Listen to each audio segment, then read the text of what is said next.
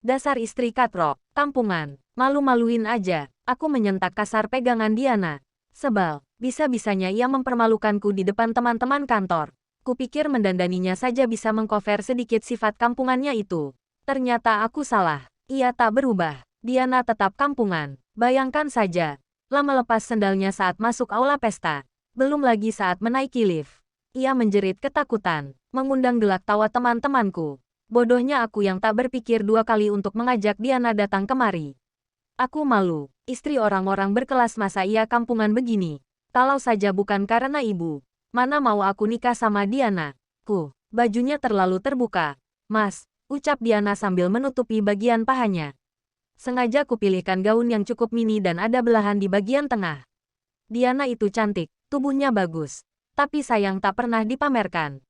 Oh, ayolah, lihat istri teman-temanku yang tanpa malu memamerkan body goal mereka. Sesekali, aku pun ingin pamer milikku. Terbuka apanya sih? Wajar aja kok, kamu tuh harus bisa menempatkan diri. Masa ia diundang pesta?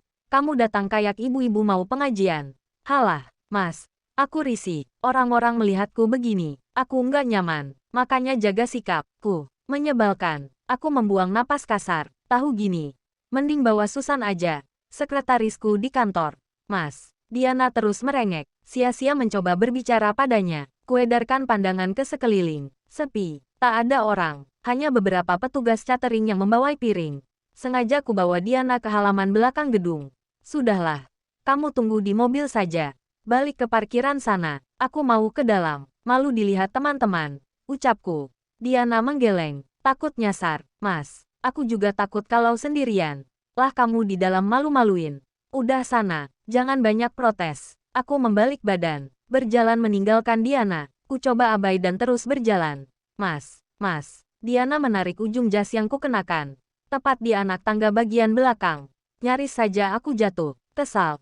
Kudorong Diana hingga ia terjerembab ke belakang. Biarlah ia yang jatuh, bukan aku. Nasib apes sebenarnya punya istri model begini. Astagfirullah. Pak, Bapak keterlaluan. Seorang pria dengan tergesa berjalan mendekat. Dari pakaian yang ia kenakan, kentara sekali bahwa ia adalah pegawai catering yang bertugas di sini. Konyolnya, lagi. Ia bak pahlawan kesiangan. Membantu Diana berdiri. Hei, jangan pegang-pegang istri saya. Sentakku sambil menatapnya tajam. Tak suka. Ikut campur urusan orang saja. Lagi pula, aku sama sekali tak mengenalnya. Lah bapak nggak nolongin. Mana tadi istrinya jatuh gara-gara bapak juga. Pria itu menyindirku. Bukan urusanmu. Cepat pergi sana atau kulaporkan pada atasanmu. Banyak piring kotor di dalam. Aku mengancam. Mas, sudahlah. Diana menengahi. Sudah apanya? Semua juga gara-gara kamu. Ayo, pergi sana ke parkiran. Ketusku pada Diana, kamu juga, kenapa masih diam di sini? Sana pergi, bentakku pada petugas catering. Dasar lelaki sinting, gumamnya yang terdengar jelas di telingaku. Apa kamu bilang? Petugas catering tak menjawab. Ia melengos pergi. Diana pun begitu, kali ini tanpa penolakan. Ia membalik badan, berjalan menuju parkiran. Seperti perintahku, masa bodoh dengan Diana, kini saatnya menemui rekan-rekan kantor di dalam. Ku coba menghubungi nomor Susan. Ia pasti datang malam ini. Setidaknya, meski hanya melihatnya saja, aku bisa meredamkan emosiku. Pak, bingo, baru saja aku memikirkan. Susan ternyata datang. Aku sengaja memutar jalan, hingga kini berada di depan pintu utama dan akhirnya bertemu dengan Susan. Kuamati penampilan Susan dari ujung kepala hingga kaki. Rambutnya diikat ke atas, menampilkan lehernya yang jenjang nan putih. Sepasang anting bertengger di telinga. Lah juga memakai kalung berbentuk V.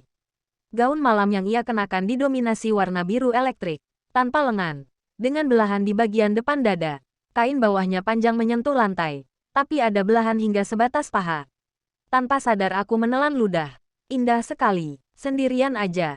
Pak, tanya Susan yang seketika membuyarkan lamunanku. Lah celingak-celinguk. Ibu nggak ikut, tanyanya lagi. Tadi ikut, sekarang menunggu di mobil. Kamu tahu kan? Istri saya itu kurang suka jika diajak ke pesta. Aku menjawab tanpa menutup-nutupi. Oh, begitu. Jadi, Bapak mau ke dalam sendiri?